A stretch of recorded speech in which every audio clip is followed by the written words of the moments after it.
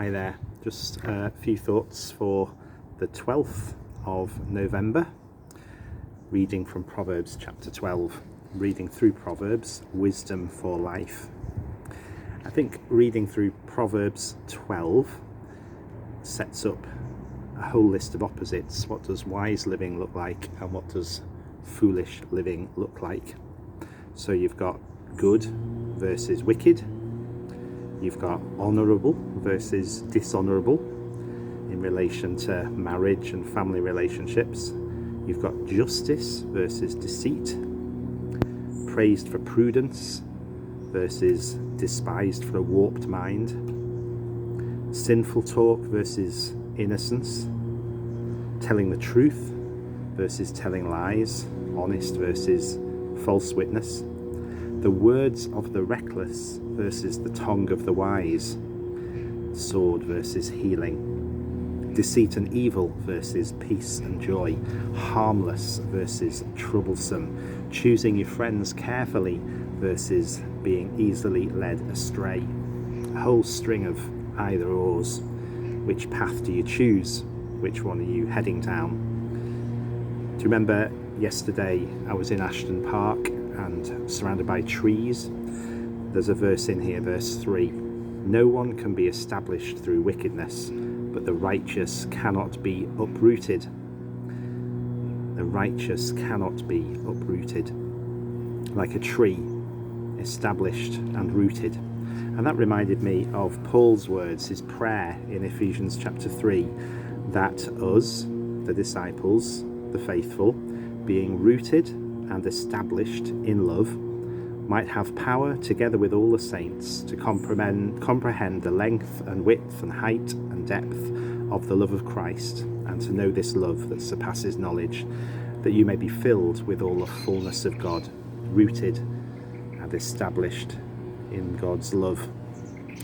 Verse 7 says, the wicked are overthrown and are no more, but the house of the righteous stands firm.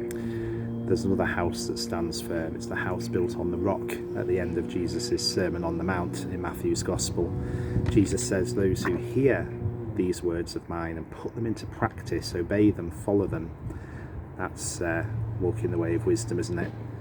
Then when the storms come, the house built on rock will stand firm. The house of the righteous stands firm, it says in Proverbs 12 and verse 7. Verse 19, truthful lips endure forever, but a lying tongue lasts only a moment. And verse 25, this may be the one I want to remember today.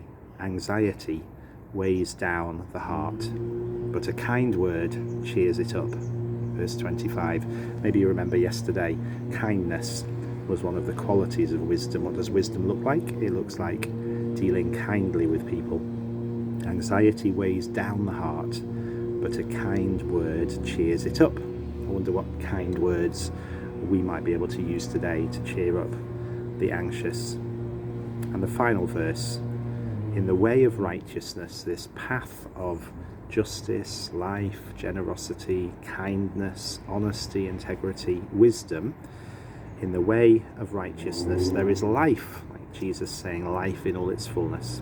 Along that path is immortality. It's an eternal path. Verse 28.